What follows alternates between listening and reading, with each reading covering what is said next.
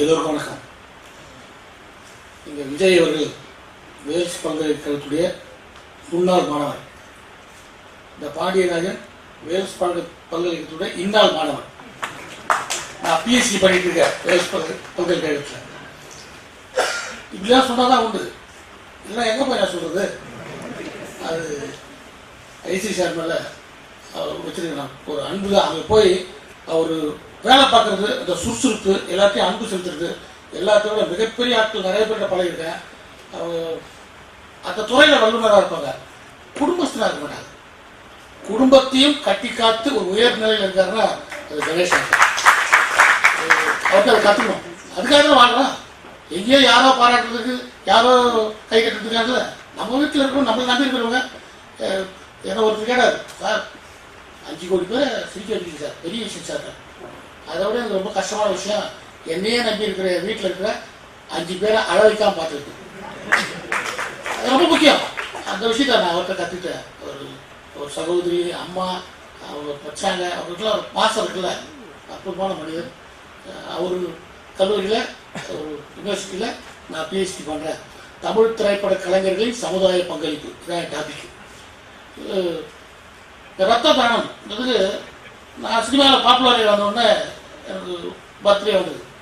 Birthday வந்ததுன்னா எல்லாம் அவ்வளோ கூட்டம் நல்லா வந்தாங்க. எல்லோரும் கூட உட்காந்து, நான் பர்த்டேனா ரொம்ப பெருசாக படிக்கிறதில்ல, எல்லோரும் வருவாங்க. அன்றைக்கி மத்தியானம் உட்காந்து பிரியாணி சாப்பிடுறது எல்லாரும். அது மாதிரி பார்த்தா நிறைய கூட்டம் தரணும். எதனா பண்ணணும்னு டக்குன்னு நண்பர்கள் எல்லாம் சொன்னேன், எல்லோரும் பிளட் டொனேட் பண்ணுமா அப்படின்னா, ஓ சூப்பர் போகலாம் அப்படின்னாங்க. பிடின்னு வண்டி பிடி, அந்த காரை பிடி, இந்த காரு எனக்கு இடம் இல்லை, ஆட்டோ பிடினா எல்லாம் வந்தாங்க. போய் ஜிஹெச்சில் இறங்கும் போது மொத்தம் 17 பேர் தான். ஒரு 350 பேர் வந்தாங்க கூட. என்னன்னா இவங்க என்ன பிளட் தொழில் போட்டு அறுத்து போட்டு எடுத்துவாங்கன்ற மாதிரி பெரிய பெரிய உருவம் தான் முதல்ல காண போகுது. ஏன்னா அது பஞ்சர் பண்ணணும்னு சரல் போயிருக்கு. எனக்கு ஒரு மாதிரி சுற்றுதே தலை சுத்தே வந்தேன். எனக்கு என்ன கூட்டு போனது நானு, ஏதாவது கொலை கேஸ் ஆகி குடிச்சுன்னா. அதுக்கப்புறம் அதை பற்றி யோசிச்சு பார்த்து எங்கள் வீட்டில் எங்கள் பசங்களுக்கெல்லாம் ட்ரைனிங் கொடுத்துருந்தா, நண்பர்களாக இருந்தாலும் யாராக இருந்தாலும் நீ கையிலேருந்து காசு கொடுக்கவே இல்லையோ, ரத்த தானம்னா முதல்ல போய் பண்ணிட்டு. பெருமைக்கு சொல்ல என் மகன்கள் வந்து எல்லாம் பண்ணுவாங்க. அதை விட என்கிட்ட ஒரு அசிஸ்டன்ட் டைரக்டர் கூட வந்து சொல்லுவான், ரத்த தானம்னா முதல்ல பிடிப்பாரு, ஆள் பிடிக்கிற மாதிரி. உண்மையிலே சொல்கிறேன், சினிமாவில் பெருமையாக சொல்கிறேன், ரத்த தானத்துக்கு முக்கியம் கொடுத்து ஓடி வர்றது யார் தான்? உதவி இயக்குநர்கள் தான், அசிஸ்டன்ட் டைரக்டர்ஸ் தான். ஒன்றுன்னா நான் ரத்தம் கொடுக்குறேன், ஃபோன் போடுறேன், டக்கு டக்குங்க. அது அந்த அவேர்னஸ் அவங்களுக்கு தெரிஞ்சிருக்கு. வீட்டில் இருக்கிறதே முதல்ல சொல்லுங்கள், ரத்தம் கொடுத்தா நல்லது, இன்னும் நல்லா இருக்கும், இன்னும் எனர்ஜிட்டாக இருக்கும். குறும்படம் நல்லா பண்ணா இருக்கலாம். அவர் சினிமா குடும்பத்துலேருந்து வந்ததால சேவையும் பண்ணணும், அதே நேரத்தில் அது சினிமாவும் சேர்ந்து பண்ணணும். போது குறும்படத்தை பற்றி பேசணும்னா பாண்டியராஜன் நிறைய கவிதை இருக்கு. ஏன்னா என் உயரத்துக்கு நான் இங்கே தான் வந்துடணும். நான் போய் பார்த்துட்டு போகிறது கஷ்டம். நான் எனக்கு இந்த அவார்ட்லாம் வாங்கின ஆசை இருக்குல்ல, ஜனாதிபதி கையில் கொடுத்து ஃபோட்டோ போட்டு வைக்கணும் வீட்டில் அப்படிலாம். அதுக்காக நான் 2000 மகன் ஒரு குறும்படம் எடுத்தேன். அதில் வந்து பிரதிபூஷன் அண்ட் சைல்ட் லேபர் 2 பேரையும் வச்சு 4.5 நிமிஷம் படம் எடுத்தேன். போனவுடனே அதை அனுப்பும் போதே அவார்டு கொடுக்குற ஃபீல்லாம் நம்ம அதை கொடுத்தாங்க, எப்படி வாங்குறது, எப்படி ஃபோட்டோ எடுக்கிறது, எப்படி கை கட்டிக்கலாம், அது ஒன்றுமே வரல. அது போனதாக வந்துருச்சு படம். என்னடா அப்படி ஆரம்பிச்சுட்டு அழுதேன். என் பொண்ணு நான் முதல் அவார்டு படம் எடுத்த உடனே கொடுக்குறோம்ல, அது இருக்குறா. அந்த படம் என்னென்னா, என் மகன் தான் நடித்தான், சின்ன பையன் பிரேமராஜ் நடித்தான். நான் டைரக்டர், என் பொண்டாட்டி ப்ரொடியூசர். குடும்ப படம். எவ்வளோ ஆசை பாருங்க, டைரக்டராக இருந்தாலும் நமக்கு வந்துடும், ப்ரொடியூசராக இருந்தாலும் பொண்டாட்டி இருக்கணும். இப்படிலாம் உள்ள ஓடுதில்ல. போயிட்டு ஒரு அந்த அவார்டு வாங்கும்போது பொண்டாட்டி கூட்டு போனால் எவ்வளோ பெருமையாக இருக்கும். இதை வச்சு ஒரு 10 வருஷம் ஓட்டலாம்.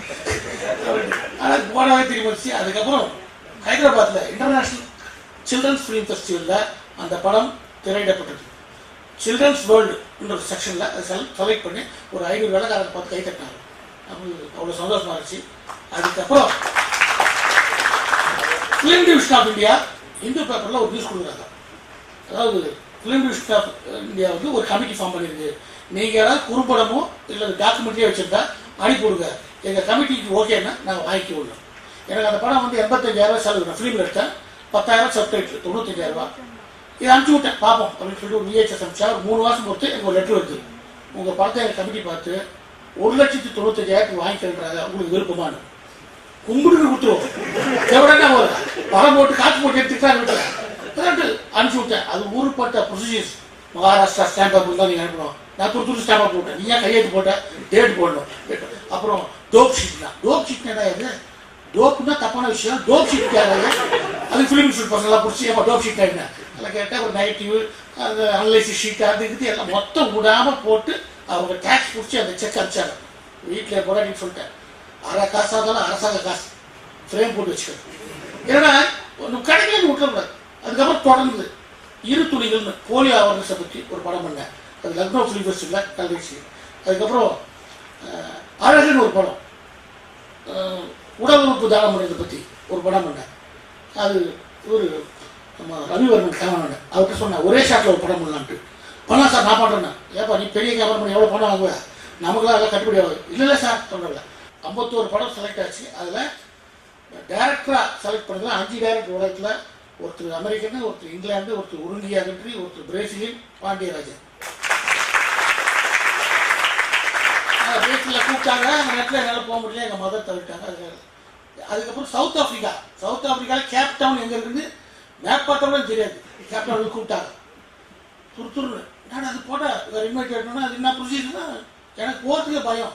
தனியாக போய் சவுத் ஆஃப்ரிக்கா போய் மாட்டிட்டேன். ஆனால் போன பிறகு அந்த டேரக்டர் எல்லா டேரக்டரும் உட்காந்துருக்காங்க. சைனீஸ், ஜப்பான்காரங்க எங்கே வந்தார், பாண்டியராஜன் அப்படின்னு. இதே நம்ம சொந்தக்காரர் கூப்பிட்றாரு. அவ்வளோ பெரிய விலகாரம் என்னன்னா 2 வாட்டி comfort with food, comfort with room அப்படிலாம். ஏன் தனியாக நம்ம கேட்குறாரு, எனக்கு ஒரு மக்கு வந்து I seen your film twice அப்படின்னு 2 தடவை அவன் படத்தை பார்த்தேன். என் படம் தான் எனக்கு விசிட்டிங் கார்டு. அவ்வளோ தூரம் போட்டு நாங்கள் கவனிக்கப்பட்டுச்சு. அதுக்கப்புறம் 2 வருஷத்துக்கு முன்னாடி ஒரு டாக்குமெண்ட்ரி பண்ணேன், மண்பானை டாக்குமெண்ட்ரி. எல்லாம் எதுக்கு இது டாக்குமெண்ட்ரி வேறு, ஷார்ட் ஃபிலிம் வேறு. அதை படிக்கிறதுக்கு 1 வருஷம் ஆச்சு. படித்து டாக்குமெண்ட்ரி பண்ணேன். அன்றைக்கி ஒரு ப்ரொடக்ஷன் மேனேஜர் வந்து என்னை ஒரு படத்தை நடிக்க கொடுக்குறாரு. நடிக்க கேட்டு பணம் வந்துருக்காரு. என்ன என் அசிஸ்டன்ட் பேசுகிற சரி வாடா நான் டாக்குமெண்ட்ரி போகிறேன். அந்த மாதிரி நான் லூஸ் ஆயா, நான் பணம் கொண்டாந்துருக்கேன் நடிக்க வாயான்னு, இது டாக்குமெண்ட்ரி எடுக்க போட்டு இதெல்லாம் வீண் முயற்சியா அப்படின்னா. வீண் முயற்சியா அவர் சொன்னது காதல் விடுது. ஆனால் விடலை. நான் போயிட்டு டாக்குமெண்ட்ரி எடுத்து வந்தேன். வாஷிங்டனில் ஹைபல்ப் இன்டர்நேஷ்னல் கல்ச்சரல் ஃபிலிம் ஃபெஸ்டிவலில் பெஸ்ட் டாக்குமெண்ட்ரி டைரக்டர் எனக்கு அவார்டு கொடுத்துருக்காங்க. அன்றைக்கி எல்லா சேனல்லாம் வந்து எடுக்கிறாங்க. நான் பேட்டி கொடுத்துக்கிறேன். அதே புரட்சி மேடம் நிற்கிறாரு. என் சிலிண்டர் சொல்கிறார், என்ன பண்ண சாருக்கு அவார்டு கிடச்சிச்சு. விடாமுயற்சி அண்ணன் கிட்டாரு. எது வீண் முயற்சின்னு சொல்லிச்சோ அதே வாய் தான் விடாமுயற்சி இருந்துச்சு. ஏன்னா இன்னைக்கு வேல்ஸ் யூனிவர்சிட்டியும் ஃப்ரெண்ட்ஸ் அந்த பிளட் பேண்டும் ஒரு புது விஷயம் பண்ணிருக்கீங்க. ஷார்ட் ஃபிலிம் பண்ணிக்கிறது உலகம் முழுக்க மியூசிக்கை பற்றி, டான்ஸை பற்றி, அப்புறம் டிசிபிலிட்டி, சைல்டு லேபர், ப்ரொஹிபியூஷன், இது ஒரு கேட்டகரிஸ் இருக்குல்ல. உலகத்திலே இன்னைக்கு ஒரு புது கேட்டகரிஸ் இருக்கு பிளட் டொனேஷன். பிளட் டொனேஷன் ஒரு டாபிக் எடுத்து ஒரு படம் பண்ணலான்னு ஒரு தலைப்பை கொடுத்துருக்கீங்க. இது மிகப்பெரிய விஷயம். ஏன்னா தலைப்பு இல்லாமல் படம் பண்ணக்கூடாது. ஏனோ தானோ அப்படிலாம் கிடையாது. நல்ல ஒரு சபை. விவேக் சொன்னோம்னா நச்சுன்னு இருக்கும். அவர் ஹியூமர் எவ்வளோ உழைக்கிறாரோ அதுக்குள்ள ஒரு கருத்தை சொல்லுறதுல அப்படி ஒரு ரசிகன். எங்கள் வீட்டு கல்யாணத்துக்கு வந்தாரு, பையன் கல்யாணத்துக்கு. நான் இன்னைக்கு வரைக்கும் அதை யோசிச்சு பார்க்குறேன். எவ்வளோ பெரிய மனுஷன் இப்படிலாம் யோசிச்சு பார்க்குறேன். அந்த வீடியோவில் இருக்குது. அங்கேயே சொல்லும்போது சந்தோஷமா இருந்துச்சு. வந்தோடனே எவ்வளோ சம்பாதிச்சிருக்கீங்க சார், என்ன இன்கம் டேக்ஸ் அனுப்பிச்சு கேட்குறாரு. எவ்வளோ பேர் சம்பாதிச்சிருக்கீங்க சார் அப்படி கட்டி பிடிச்சார். ஒரு நகைச்சுவை சகோதரனா இப்படி மனம் திறந்து பாராட்டுற எண்ணெல்லாம் வராது யாரும். சபை எல்லாமே ஈஸியாக சார். திருச்சி சினிமாவை அவர்கள் விமர்சகர் அவர் பக்கத்தில் உட்கார்ந்தே பேசுறாரு. நல்ல கூட்டம், நல்ல அமைப்பு, நல்ல தொழில். இந்த சின்னவனையும் வாழ்க்கைகளுக்கு ரொம்ப சந்தோஷம். எந்த நேரம் எதுக்கு வேணாலும் இந்த ஆர்கனைசேஷன் கூப்பிடுங்க, வந்து நிற்கிறேன். நன்றி.